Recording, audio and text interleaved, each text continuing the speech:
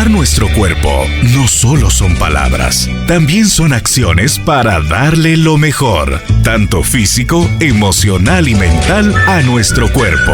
Carolina, la mujer de hoy, presenta Salud y Nutrición. Y ya estamos listos para arrancar nuestra entrevista de esta tarde. Hoy nos acompaña aquí en cabina el doctor Haroldo Cabrera Mancio y vamos a hablar sobre los ciclos biológicos memorizados de Mark Frechet.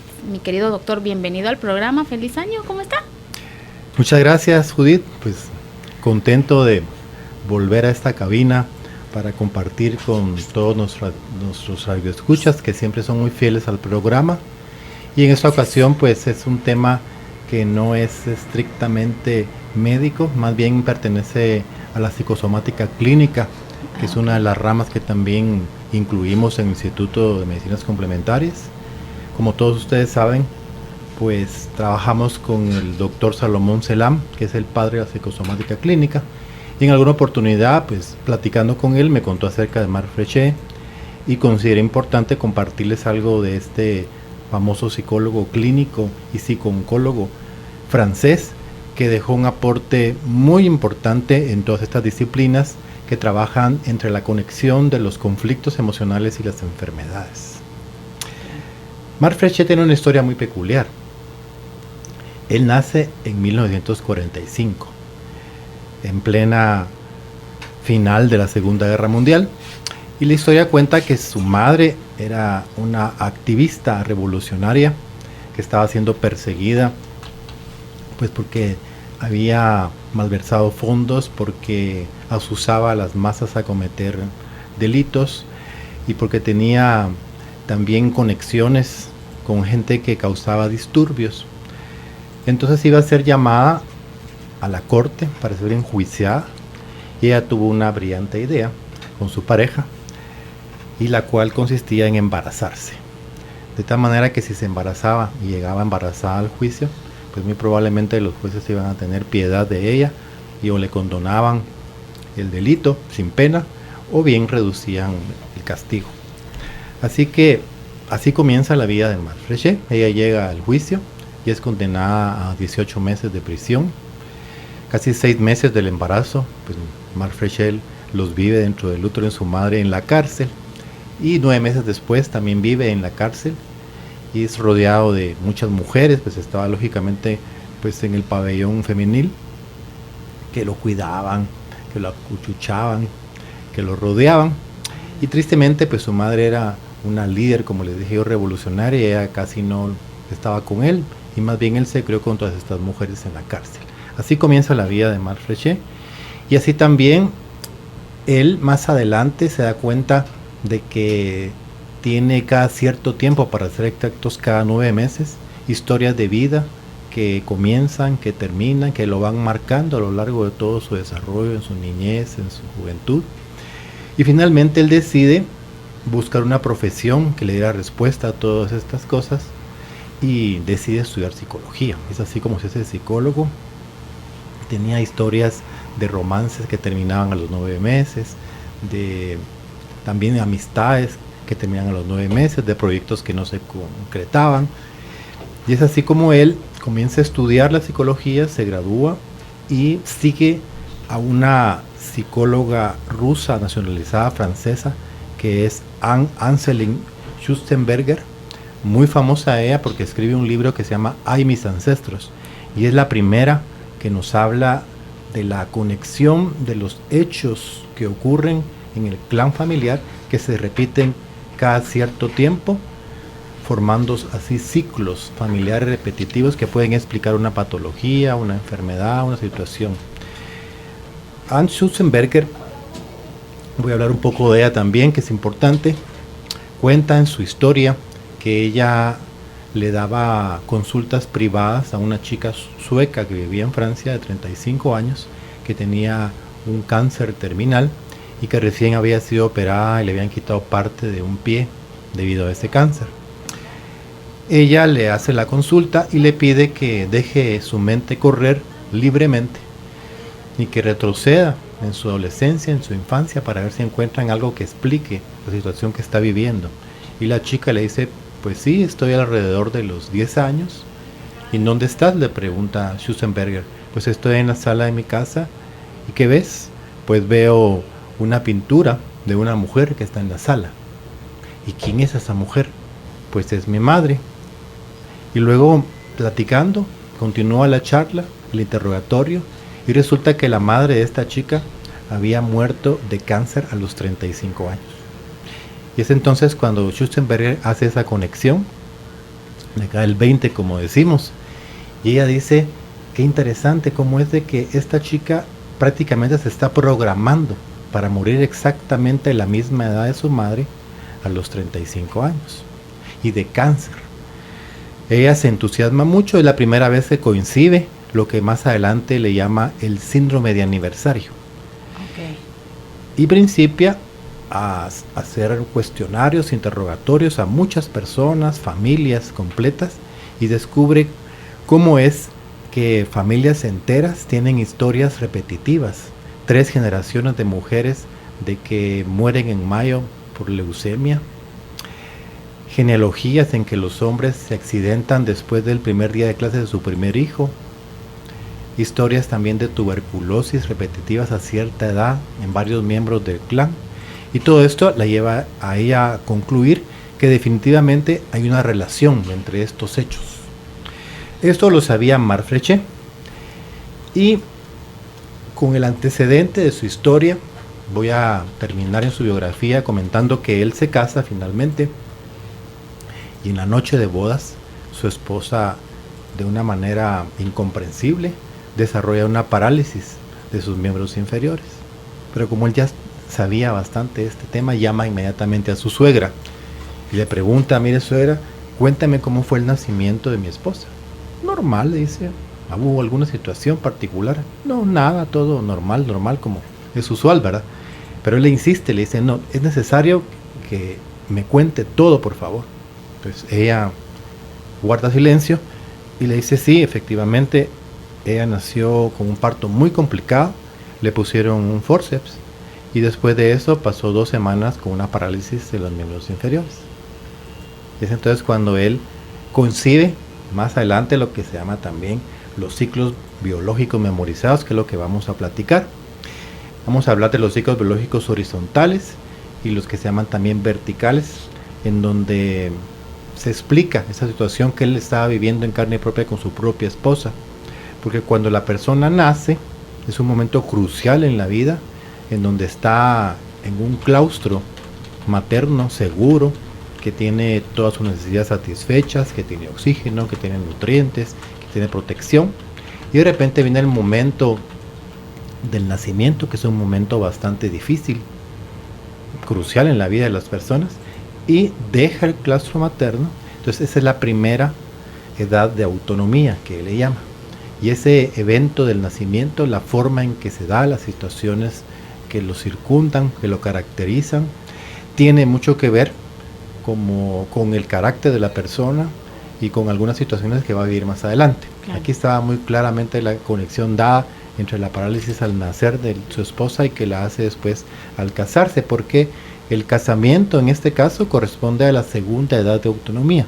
Claro. Cuando la persona, lo vamos a repetir más adelante, es completamente independiente o cambia de una dependencia paterna, claro, a una dependencia al esposo, claro, en este caso. Como nacer a una nueva vida también, sí, ¿verdad? Entonces se conecta con la primera autonomía, que es el nacimiento. Y así es como Marc Frechet comienza a estudiar, comienza a trabajar con sus pacientes, trabajaba mucho en pabellones de cáncer, era un psico-oncólogo, y descubre estas conexiones, lo que se llaman los conflictos programantes, y luego pues los conflictos desencadenantes. Habla también, vamos a hablar otro día, de lo que se llama el proyecto sentido, que determina mucho de lo que la persona va a hacer en su vida adulta, de cómo va a desarrollarse, qué propósito tiene, y cómo las enfermedades que va a manifestar también están relacionadas con este proyecto sentido. Y lo que también se conoce como plaza de hermandad o rangos de hermandad, en donde el número de hijo que uno es tiene relación con sus hermanos. Tiene una relación muy importante y nos sirve también para entender el porqué de ciertas cosas que vivimos. Claro, ese tema está muy interesante. Lo vamos a dejar anotadito para una próxima, ¿sí?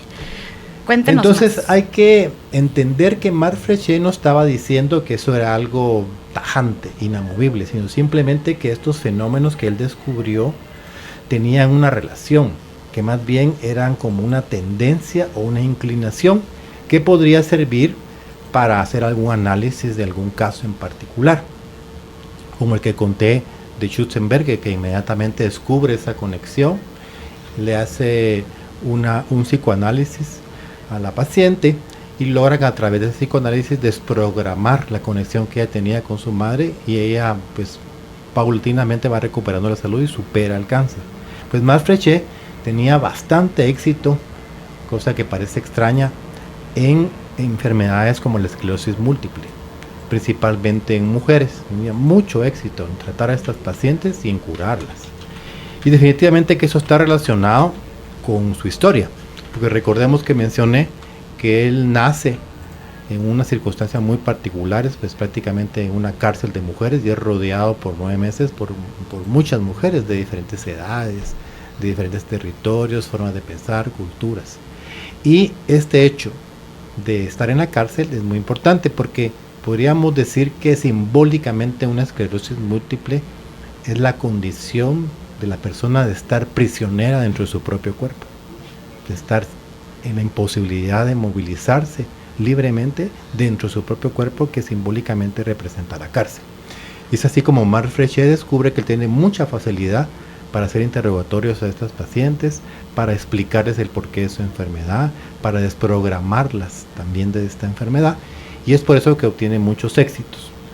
Más adelante, tristemente, eso no está mucho en los libros, pero el mismo Salomón Selam me cuenta que él tuvo algún tipo de relación con el Dr. Hammer, que son contemporáneos en aquellos años, y cuando Hammer fue perseguido por sus ideas, por sus teorías, por las conexiones que él hacía entre un shock emocional y los cánceres, y no lo dejaba ejercer la medicina, le quitaron su título, Marc Frechet quiso hacer una defensa pública de él y escribió una carta muy interesante que la mandó al tribunal que estaba juzgando a Hammer, y en donde él le agradece todo el conocimiento que él nos deja, que le sirvió mucho en sus trabajos con sus pacientes, y que si le permitieran ejercer a Hammer, pues él manifiesta que le hubiera gustado mucho trabajar con él.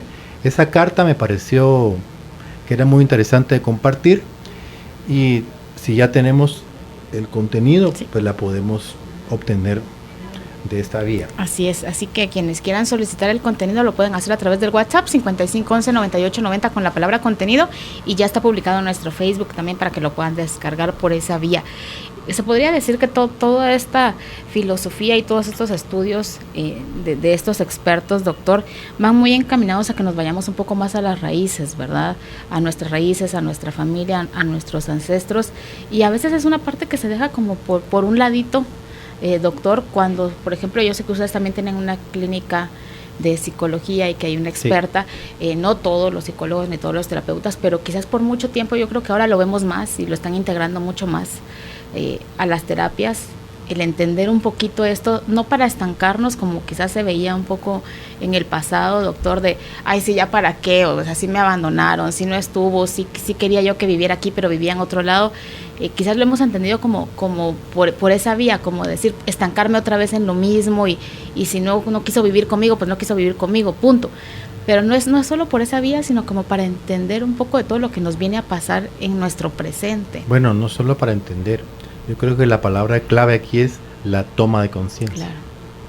Definitivamente cuando el terapeuta conoce todo esto que estamos platicando, que tiene algún entrenamiento, como tú bien lo acabas de decir, pues en la clínica tenemos la clínica de estrés, el departamento de estrés, que está a cargo de la licenciada Débora Barrios, que tiene conocimientos en terapias florales y también en la psicosomática clínica del doctor Selam, conoce estos temas, nos apoya mucho, porque precisamente hoy por la mañana, platicando con una paciente que me consulta por migraña, yo le empiezo a preguntar un poco sus antecedentes, y ella me cuenta acerca de una separación con la pareja, y me cuenta también situaciones particulares de cómo ella comienza a trabajar porque necesitaba sacar adelante a sus hijos, y le digo yo, bueno, y todo esto que estoy preguntando no es, como decimos los chapines, por chute, por comprometerme en tu vida privada, le digo, sino que es porque es una información que me puede servir para entender, claro, En algunos casos el porqué de ciertas enfermedades.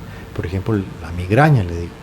Y le digo, y definitivamente que en algunos casos, no en todos, he encontrado que las migrañas pues tienen que ver o están relacionadas con muchos sentimientos de rabia, de rencor. Y ella me dice, sí, doctor, efectivamente así es y así ha sido. Otra cosa importante, no es tan fácil, no es de una manera lineal en que nosotros logramos entender el porqué de ciertas enfermedades o hechos que nos ocurren en la vida, porque es un sistema complejo en donde hay relación con varios temas, con varios hechos que nos van ocurriendo a lo largo de nuestra historia personal y que están relacionados. Eso lo quiero abordar si tengo el tiempo, pero quiero hablar un poco de lo que es un ciclo.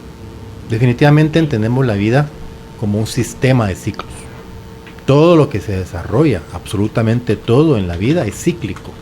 La naturaleza con sus estaciones, por ejemplo, en mi área de la ginecología, el ciclo menstrual, las noches, los días, también los solsticios, los equinoccios, las mareas. Cada 28 días la luna también tiene su propio ciclo, pues las mareas cambian con respecto a los ciclos de la luna, lo sabemos. Los ciclos también de la guerra, de la paz, ahorita estamos oyendo tambores de guerra en un ciclo que se avecina también con el líder de Occidente. Las fases de la enfermedad también, incluso a nivel atómico, cómo los electrones giran alrededor del átomo también es cíclico. Todo se podría decir que es cíclico. Y esto viene a darnos un entendimiento más allá que el ser humano no es la excepción, porque forma parte del universo y también funciona de una manera cíclica. Solo que aquí estamos hablando de un ciclo biológico, porque todos estos hechos, estos acontecimientos que la persona vive desde su nacimiento prácticamente, tiene un lugar en donde se graba, hay una memoria, por eso se llama ciclo biológico memorizado. El cerebro graba todos estos hechos, estos acontecimientos que son profundos, que son muy fuertes, que son a veces shocks. Y aunque no tengamos conciencia de esos eventos, están grabados en el inconsciente. Y hay como un reloj biológico que recuerda estos hechos, reviviéndolos, poniéndolos en contexto años después. Y eso está muy relacionado con las cantidades, vamos a explicar, de años en que se dan, con la época en que se manifiestan, si es en la primavera, si es en esa cierta época del año, en un mes en particular, o en situaciones también muy particulares, en que se repite, por eso se llaman ciclos. Y eso es totalmente inconsciente. Por eso es muy importante abordar al paciente, preguntarle por su motivo de consulta, y cuando encontramos algo que nos puede dar una clave, entonces nos vamos automáticamente hacia atrás. Y en este caso que voy a contar, lo van a entender por qué. Y cuando nosotros nos vamos hacia atrás y vamos dividiendo por la mitad el momento en que el paciente consulta, porque los ciclos se duplican. Si tuvo un evento a los 5 años que fue impactante, que no lo pude resolver, que marcó mi vida, ese ciclo va a repetirse o va a dar una oportunidad de repararlo a los 10 años, viviendo una circunstancia similar, en un contexto parecido. Luego a los 20 años si no lo he resuelto, luego a los 40 y hasta los 80. Es así. Entonces tenemos el caso, por ejemplo, de una paciente de 56 años que consulta por un cáncer de cervix. Y ella cuenta que en ese momento estaba viviendo una desvalorización sexual, porque su marido pues la descuidaba sexualmente, comenzó a perder el interés. Ya estaba muy sentida. Entonces, interrogándola sobre qué es lo que había vivido exactamente a la mitad de la edad a la cual consulta, o sea, sus 28 años, ella dice, sí, claro, a esa edad fui seducida por mi jefe, donde yo trabajaba. Tuve relaciones sexuales con mi jefe. Yo me sentía bien en ese momento porque él me prometió que me iba a amar locamente, que iba a rehacer su vida conmigo. Me ofreció todo lo que una mujer puede desear y me entregué a él. Cuando más adelante me entero que era un picaflor, que le decía lo mismo a todas las mujeres de la empresa y que se había acostado con todas. ella vivió esa situación como una profunda desvalorización sexual.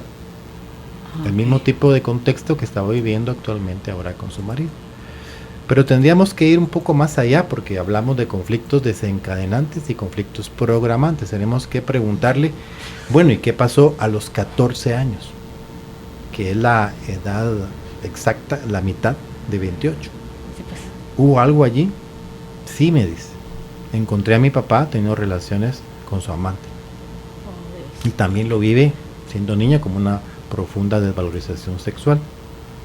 Pero nos vamos un poco más atrás.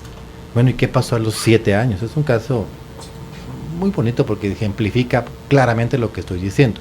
No quiero decir que todos los casos se pueden resolver con esta metodología. Claro. Ya dijimos que son tendencias, y sobre todo que no siempre tenemos esa conciencia de qué pasó en tal año, ¿verdad? Sí, no siempre. No siempre, lamentablemente uno no siempre Recordemos tiene esos alcances. Que en el caso que acabo de mencionar de Schussenberger, le dice a la paciente que ella deje ir su imaginación hacia atrás y utilizó otra técnica, y es cuando surge el recuerdo de los 10 años de la foto de su madre.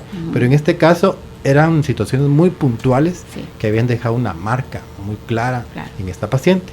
Y dice, sí, a los 7 años yo asistía a un colegio religioso y un día vino la monja rectora y nos pregunta a todas las niñas, bueno, ¿y ustedes qué quieren ser cuando sean grandes? Y ella rápidamente se para y dice, yo quiero casarme y tener muchos hijos. Y la monja se le queda viendo con profunda seriedad y la regaña, le dice que eso no está bien, no está correcto. Ella vive, lógicamente, como niña, como un conflicto también de desvalorización sexual. Y ese es el conflicto programante. Entonces, trabajando eso, la paciente comprende la situación, toma conciencia, hace una terapia y sana completamente emocionalmente ese conflicto programante. Por eso me interesó mucho lo que tú dijiste de llegar a la raíz. Ese es el momento en que se llega a la raíz. Ahí comenzó todo. La raíz es a los 7 años, aunque yo piense que pueden ser los demás hechos que yo he tenido en otras relaciones. Los demás son ciclos biológicos memorizados, son momentos en que el sistema, el cuerpo, el organismo, trata de poner en contexto el conflicto original y ver cómo lo sana, cómo lo soluciona en otras circunstancias. Y es así como finalmente, a través de un proceso terapéutico muy interesante con flores de Bach y con todas las terapias de la psicosomática clínica. Por cierto, aprovecho para anunciar un paréntesis, este mes de abril tenemos un evento muy especial, que es un taller terapéutico vivencial, no es un seminario teórico práctico, sino que es un taller vivencial terapéutico con el Dr. Selam, del 18 al 24 de abril de este año. Vamos a estar avisando por las redes sociales para toda la gente interesada, en donde se va a tratar personalmente cada persona historias como estas, sus conflictos, sus enfermedades, sus situaciones, y va a haber una gran oportunidad de trabajo personal y de crecimiento personal. Y lo más bonito de todo, este taller terapéutico se va a desarrollar nada más y nada menos que en el lago de Atitlán. Qué bonito. Sí. Es una sorpresa muy grande. Pues decía yo que a través de un trabajo con psicosomática clínica, con florales de Bach y con otras técnicas, esta paciente toma conciencia, sana emocionalmente el conflicto programante de los 7 años, porque también el problema es que un conflicto no puede resolverse desde la perspectiva de una niña, jamás. Ella tenía que verlo desde otra perspectiva, desde la perspectiva de una mujer adulta de 56 años, y comprende claramente cómo es que eso principió, se programó, lo sana, y ella rápidamente, mediante una combinación de un tratamiento quirúrgico conservador y las terapias de psicosomática y de flores de Bach, ella sana completamente su situación. Es un caso muy interesante que lo traigo al ejemplo del día de hoy porque nos sirve bastante para entender que las enfermedades no son simplemente a nivel orgánico, sino que hay un nivel también psíquico, hay un nivel emocional, hay un nivel energético, si lo queremos ver también así, eso nos habla de la psicosomática, hay un nivel existencial, hay muchos niveles desde el cual se puede abordar una enfermedad. Y es importante tratar de abordarlo en todos los niveles para que tengamos un éxito en el tratamiento. Carl Jung, que es un psicólogo muy famoso, que es el padre del inconsciente colectivo, él nos decía que todo lo que no remonta a la conciencia vuelve en forma de destino. Y también nos decía que aquello que el yo no consigue incorporar, es patológico. Bueno, y entonces de esa manera es que se conciben los diferentes ciclos biológicos, cómo los podemos abordar, cómo podemos ayudar al paciente y cómo podemos hacer una historia personal, individual, para entender el porqué de la situación por la cual consulta el paciente. Porque ciclos hay de muchos tipos. Podríamos decir, por ejemplo, cada 5 años subo 10 libras de peso. Y no sé por qué. Y esa es la consulta. Cada 2 meses tengo tos, me da gripe, me estoy recayendo cada 2 meses y no sé. Cada año y medio, estoy hablando de ejemplos tal vez exagerados, pero para que comprendamos la importancia de esto. Cada año y medio me corto con un cuchillo. Cada diciembre se me va la voz. Mi doctor, todos los diciembre yo no entiendo, pero es comenzando diciembre y se me va la voz. Precisamente hoy también hablaba con otra paciente que me dice, mire doctor, no sé si usted me va a creer, pero para mí diciembre no es alegría, como toda la gente, sino que para mí diciembre es triste, es deprimente. ¿Y por qué? Le pregunto, porque fíjese que precisamente en esa época, cuando era niña, esos son los ciclos memorizados en el inconsciente, era algarabía, era en el árbol, era el nacimiento, los regalos con mi familia. Entonces para mí diciembre significa familia. Y tristemente, cuando yo me separé, que fue una separación muy dolorosa, pues pasé una Navidad sola, no tenía mi familia completa, estaba separada, y a partir de entonces es el recuerdo del simbolismo de diciembre, la familia me afecta y entonces me deprime. Ese es un ciclo. Cada primavera, eso es en Europa, digamos, me da alergia. Entonces en Europa se marcan mucho las estaciones y la primavera es la época de la polinización. Pues hay personas que tienen alergias primaverales, por ejemplo rinitis, porque se explica porque hay mucho polen en el ambiente, pero no necesariamente es el polen el agente causal. Como decía Salomón, cuando él dice que las alergias no existen, Salomón Selam, el polen es un testigo de un evento, una situación vivida muy particular que se graba en un ciclo. Y entonces, por ejemplo, viene un joven y decide enamorar a su prometida o a su futura novia en primavera. Y ella le dice que no, lo rechaza. Entonces él graba ese rechazo como una tristeza, como un revés, precisamente en la época de la polinización. Entonces cada vez que hay primavera, él desarrolla una rinitis totalmente inconsciente, claro, en recuerdo por ese rechazo inicial que tuvo a los 14 años. Claro. Y doctor, con esto me surge una duda, un poquito leyendo este libro que usted tuvo a bien compartirme de las alergias del doctor Salomón Selam, que me encantó, me gustó muchísimo ese libro. Tiene que llevar un poquito esto de que no hablamos del tema en ese momento, o que por si éramos niños obviamente no sabemos cómo gestionar las emociones, como hablamos ahora, ¿verdad? O sea, uno tiene 5 años y solo se siente como avergonzado o se siente mal, pero no le llega a la mamá y le dice, me sentí avergonzado, creo que mis emociones han sido dañadas y me siento menospreciada. No tenemos ni el vocabulario ni el entendimiento para decir que eso es lo que estábamos sintiendo. O sea, solo me siento así y ya. Y después no lo hablo con nadie, pasan los 6 años, pasan los 12 años, tengo 25 años, tengo 35 años, y empieza a hacerse como más frecuente. Necesito repararlo. Claro, porque no lo pude hablar, o sea, no tenía cómo hablarlo. La oportunidad de repararla, y como está memorizado, es precisamente cada cierto número de años en que se da la oportunidad en diferente contexto, pero similar, para poderlo reparar. Es el ejemplo típico que acabo de contar. Pero como bien dices, la situación original, que es lo que se llama el conflicto programante, se da en un momento en que la persona no tiene la madurez, no tiene los elementos suficientes para poderlo trabajar. Claro. Y podrían ser hasta cosas muy sencillas, sí, desde nuestra perspectiva de adultos. Lo que yo conté de la monja que le dice, eso no está bien. ¿Por qué dije eso? Para ella fue un grave conflicto, porque ella con toda ilusión dice, yo me quiero casar y tener muchos hijos cuando sea grande. Parece algo trivial, pero algo que no tiene nada de malo. Fue un conflicto duro para esa niña, fuerte, que se graba, y ahí comienza la programación. Es así, precisamente, y las alergias no son la excepción. También situaciones de noviazgo, cada 9 meses, como Mar Frechet, ¿verdad?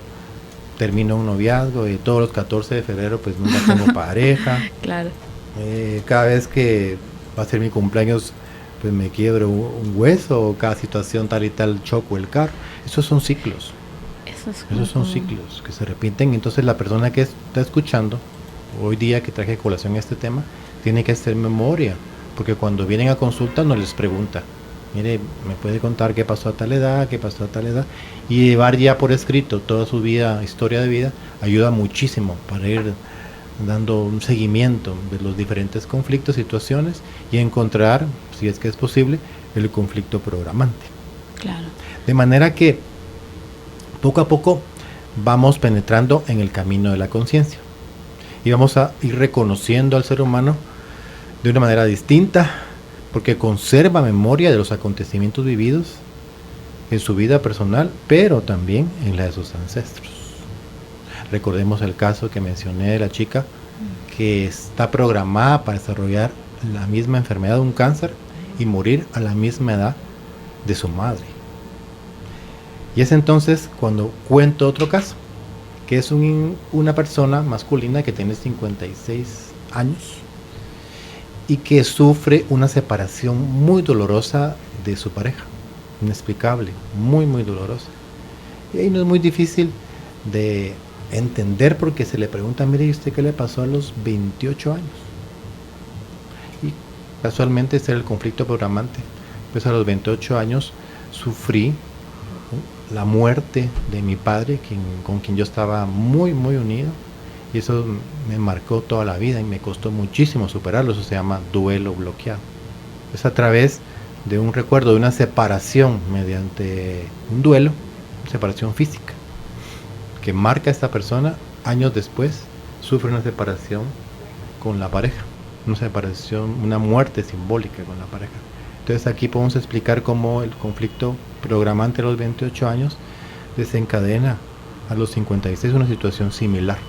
Y a través de un trabajo profundo pues se puede ayudar a esta persona, no necesariamente para que recupere su pareja, sino para que él entre en conciencia de la situación y no repita nuevamente lo mismo. Claro, y tal vez haga ese proceso de duelo que quizás no logró hacer. Y haga el duelo bloqueado, y eso le puede ayudar en todos los niveles, a nivel emocional, a nivel también físico, porque muchas situaciones físicas están relacionadas con ese tipo de hechos vividos. Claro, y doctor, y con esto quizás también nos da como otra cara de los conflictos o de las enfermedades, porque siempre hemos pensado que los conflictos son malos y que las enfermedades son malas, pero de cierta manera vienen a mostrarnos nuevamente esto que no está sanado, o sea, vienen a ser como esta oportunidad para nuevamente entrar en contacto con esa herida que está ahí sin sanar todavía. Es así, pero algo muy interesante que quiero yo no desaprovechar el momento para mencionarlo, es de que no solamente se reviven situaciones negativas o se releen, porque lo que estamos haciendo es una relectura, ¿verdad? Claro. De un conflicto antiguo.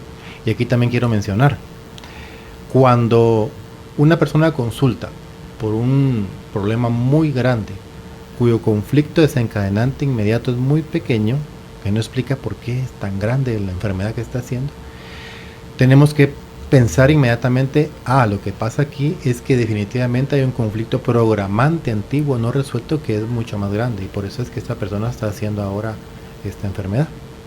Pero decía yo entonces que tenemos que entender que el cerebro está haciendo una relectura inconsciente, porque eso no tenemos en la conciencia en ningún momento, es totalmente inconsciente, de ese acontecimiento traumatizante del pasado, para que en esta ocasión entonces podamos darle otra salida, y de ser posible una salida satisfactoria, esa es la clave, y entonces podemos definitivamente pasar la página y no estar repitiendo y repitiendo y repitiendo. Es como aquellas películas en donde el protagonista vive el mismo día una y otra vez y vuelve y mismo, y no sale, como un bucle infinito, como en la película del Doctor Strange.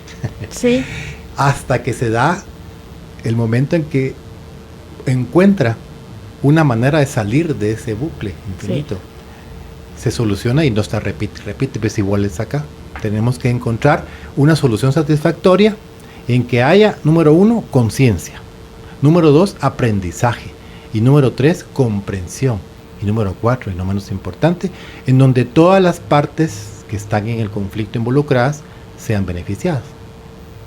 Ahí es cuando finalmente podemos decir, bueno, encontré la salida satisfactoria que el cuerpo me estaba dando la oportunidad en esta relectura y ahora soy libre y puedo pasar la página.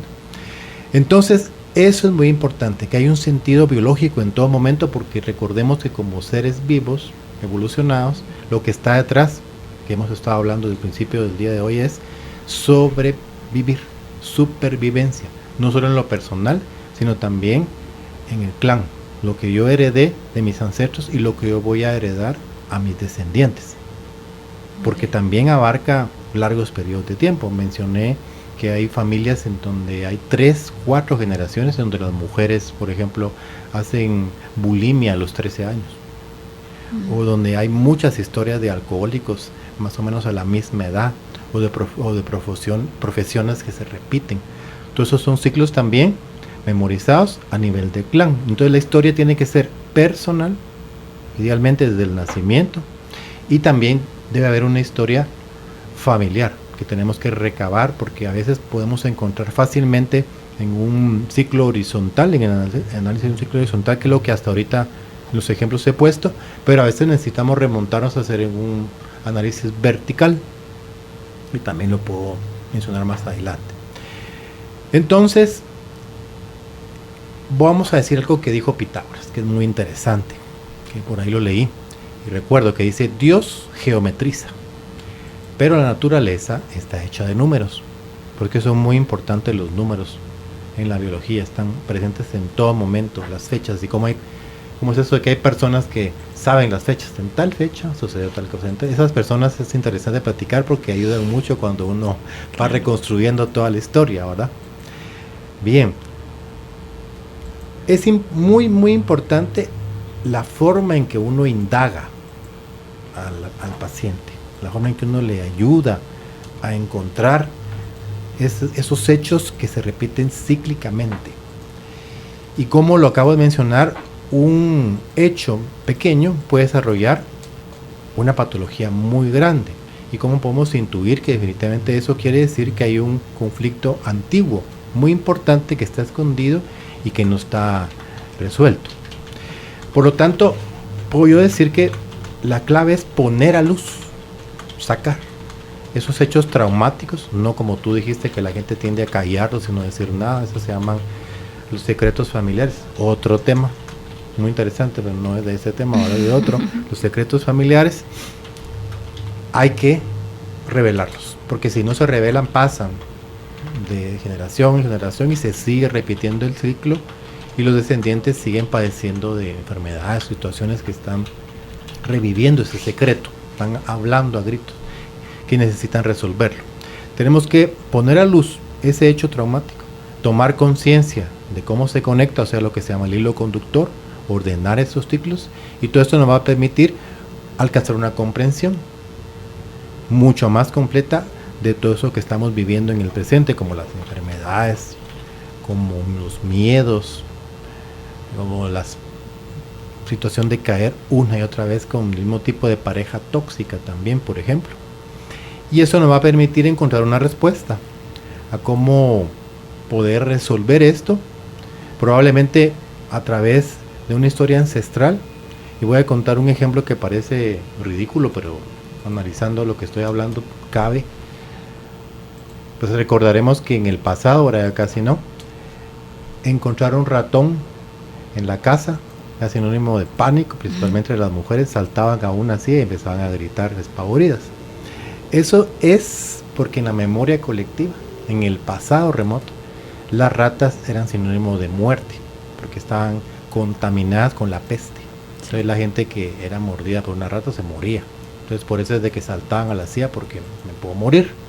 Pero eso cambió definitivamente, porque hoy en día, por ejemplo, si salta un hámster, se sale de la jaula y empieza a caminar por ahí, no pasa nada. No, porque están vacunados. Y ya no es una respuesta que aplique en este contexto actual. Y es así como tenemos que hacer nosotros igual, tomar conciencia de situaciones del pasado que ya no aplican de una perspectiva adulta, y podemos fácilmente pasar la página, solamente con el hecho de analizar, tomar conciencia, de la mano de un terapeuta que conozca definitivamente cómo trabajar esto, ¿verdad? Ahora bien, hay casos que se pueden ver también en la biología, en la naturaleza. Y leyendo bastante el tema, encontré un ejemplo muy interesante, que es el tema de los osos. La osa es una madre feroz que defiende con mucha energía a todos sus hijos, a toda su progenie. Y cuando los osos son pequeños, los osesnos, ella los protege totalmente, dependen de ella. Y ella tiene la particularidad de emitir un grito, un sonido muy especial que alerta a los osesnos que hay peligro. Entonces cuando la osa emite ese sonido, rápidamente los osesnos se suben a un árbol y esperan ahí que pase el peligro. Cuando el peligro pasa, la osa emite otro grito, otro sonido, que quiere decir el peligro ha pasado.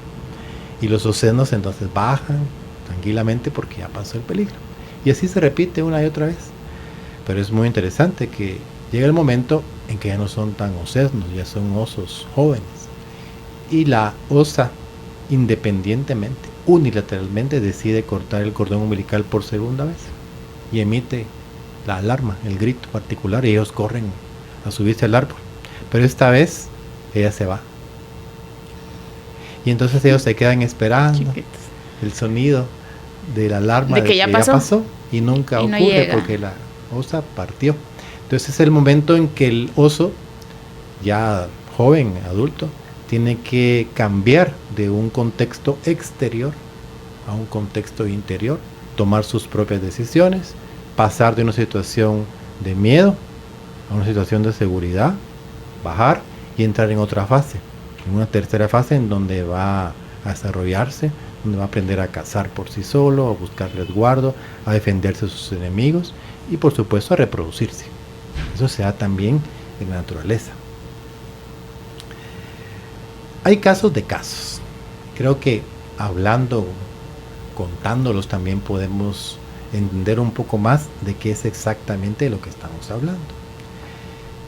Una niña que a los 10 años vive un drama.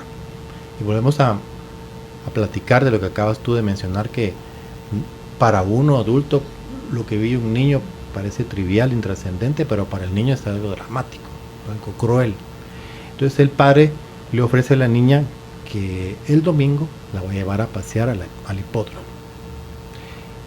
Y ella está muy ilusionada y le cuenta a todo el mundo que el papá la va a llevar a pasear al hipódromo el domingo y hace sus tareas y cumple todas sus obligaciones porque el papá la va a llevar a pasear al hipódromo el domingo, pero llega el domingo y no ocurre porque el papá, pues tristemente lo llaman del trabajo, ni siquiera fue algo que él incumplió voluntariamente, pero la niña lo ve como un gran drama y no la pudo llevar.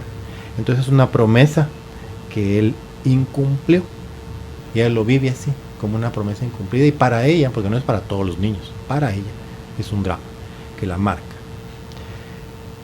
Ella tiene a los 20 años lo que se llama la edad de la autonomía, la segunda autonomía. Yo ya dije que la primera autonomía es la salida del útero, del claustro materno, donde está seguro, donde está alimentado, protegido, recibe oxígeno el ser humano. Pues la segunda autonomía es como cuando ya puede valerse por sí mismo, cuando trabaja por lo general, o cuando se casan, o cuando se van los hombres al ejército, o se van a alguna religión X, se afilian a esa religión y se van a otro lado fuera del claustro familiar materno. Eso es la segunda autonomía. Eso es muy muy importante, es un criterio que Malfleche lo recalca varias veces para hacer el análisis de una historia de un paciente. Entonces, esta niña crece y a los 20 años pues encuentra su autonomía, encuentra un trabajo. 10 años después, lo que es el número 10, pues 10 años después, ella encuentra una pareja. Pero esta pareja, por lo general, puede ser un hombre que miente mucho y la hace sufrir por sus mentiras, o la engaña mucho también, porque todo eso está grabado en el inconsciente y ella lo está haciendo totalmente sin saber por qué. Y si no miente, de repente pobre cristiano miente una sola vez y ajá, es la mentira que ella estaba esperando para poder echársela encima y decirle que es un tal por cual y dejarlo, que es lo que no pudo hacer entre comillas con su papá, porque lo cayó, no lo sabía porque era una niña. O también, si el pobre cristiano no es mentiroso, ella siempre está pendiente y lo regaña y le hace unas grandes escenas por si se te ocurre decirme una mentira. Entonces ese tema que se repite se llama un raíl, como dice Hammer, un riel, que es un circuito, es un ciclo, es un bucle que se repite y se repite. Es un caso muy pequeño, ¿verdad? Pero hay casos de casos, si quiero tomarme el tiempo para irlos contando. Y vamos a permitir también las preguntas porque creo que vale la pena también responderlas. Y es un caso de una paciente que a los 20 años comienza a trabajar, es una maestra en la escuela, recibe su primer salario, entonces esa es la edad de la autonomía. A los 40 años, que es el doble, ¿verdad? Ella entra en un ciclo de vida diferente. Y es entonces, ella estaba casada, se había casado ya a los 30. Y a los 40, ella decide que tiene que hacer cambios en su vida, decide ingresar a la universidad, estudiar una carrera, pero su pareja, su marido, no está en el mismo ciclo con ella. Y entonces él, por el contrario, se deprime profundamente e incluso requiere de un tratamiento psiquiátrico. Entonces ella, que hasta ese momento había sido demasiado protectora, maternal, entre comillas, con su pareja, hace un cáncer de pecho, un cáncer derecho, que es la pareja. Porque me arrancan simbólicamente de mi pecho a mi marido, porque lo trata maternalmente, siempre lo ha protegido. Eso ocurre a los 40 años, pero a los 47 hace un cáncer de peritoneo. El peritoneo es la membrana que recubre las vísceras, los órganos del abdomen, y tiene por objetivo proteger las vísceras, ¿verdad? Entonces el conflicto de base es: tengo miedo por mi vientre, quiero proteger, ya es ese carcinoma peritoneal, porque todo es simbólico. Así funciona todo esto, lamentablemente, y así lo tenemos que entender para buscar soluciones. Y está angustiada por su vientre. Pero cuando vamos hacia el pasado, encontramos que ella a los 27 años estaba embarazada. Y su médico le dice: mire, eso es un embarazo de alto riesgo y puede perder a su bebé. O sea, 20 más 7. Es un conflicto programante cuando el doctor, muy bien intencionado, pero muy mal iluminado, le dice con esa espada de Damocles en la cabeza: está en un embarazo de riesgo, puede perder a su bebé. Y ella se toca su vientre involuntariamente para proteger a su niño.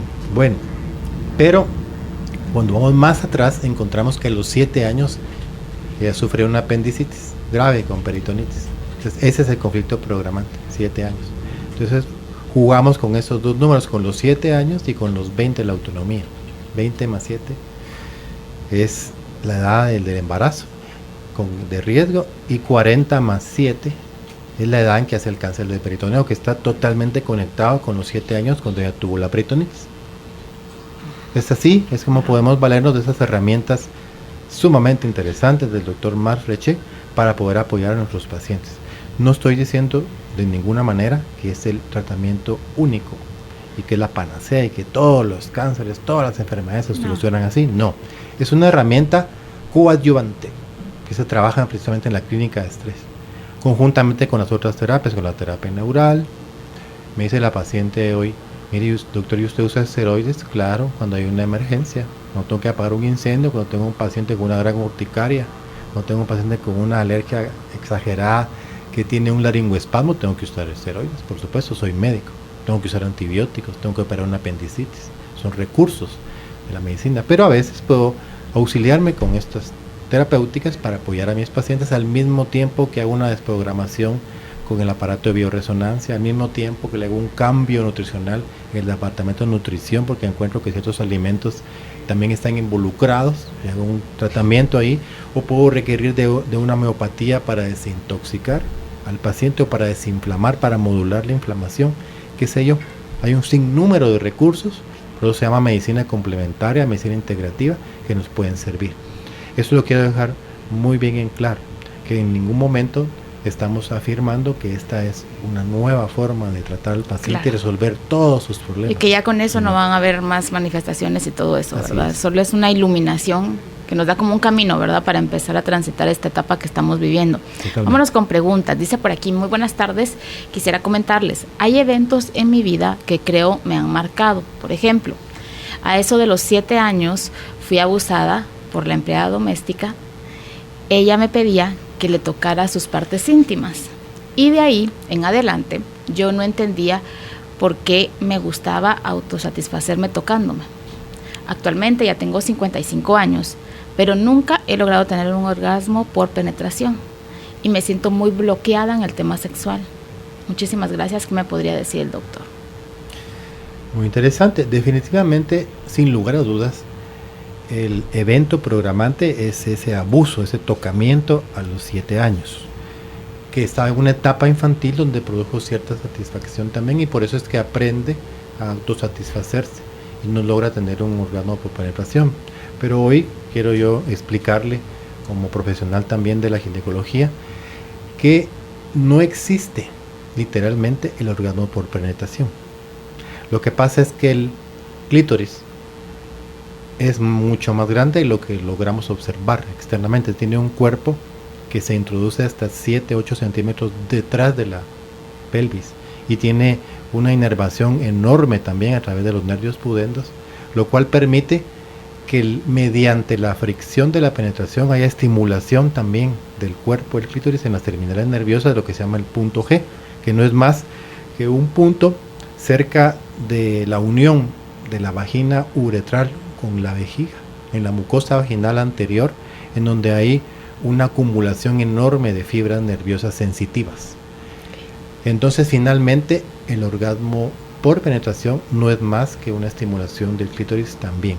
O sea que últimamente solo existe el orgasmo del clítoris, ya sea por estimulación externa o por estimulación interna. Haciendo consciente este evento, acompañada de un tratamiento adecuado, por ejemplo en la clínica de estrés en nuestro instituto, fácilmente podríamos ayudarla para que lograra tener también satisfacción completa y total a través de una penetración.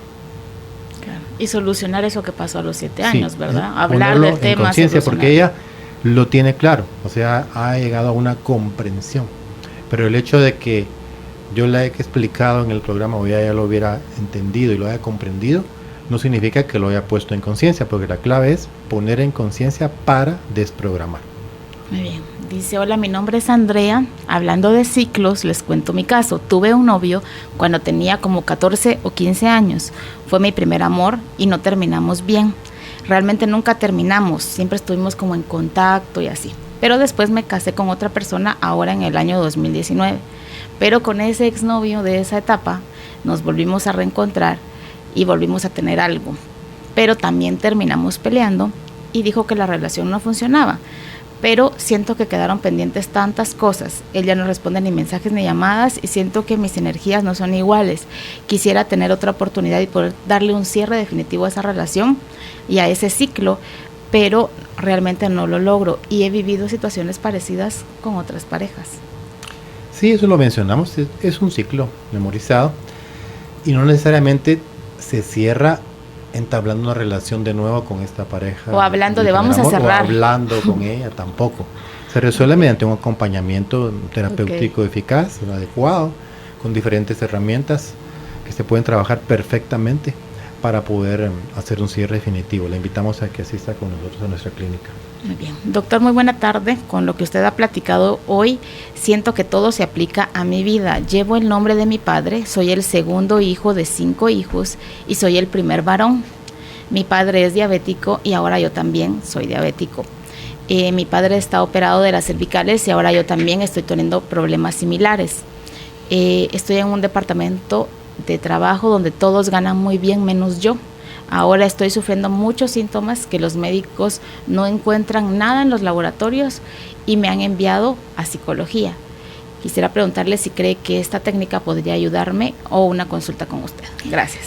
Definitivamente. Yo traje este tema a colación hoy con todo el auditorio porque son situaciones de la vida que no son poco comunes, todo lo contrario, son frecuentísimas. Y nosotros nos vamos a platicar con 10 personas, 8 van a decir que pues sí, tengo esa situación. Eso que dice él es un doble de su padre y tiende a estar en comunicación total con él por esa situación de ser doble por el nombre, y entonces repite inconscientemente conflictos que su papá no resolvió en su momento. Él los vive otra vez y los va a seguir viviendo otra vez, y puede ser que si hay una tercera generación donde hay una conexión por nombre, por fecha de nacimiento, también lo van a sufrir sus descendientes.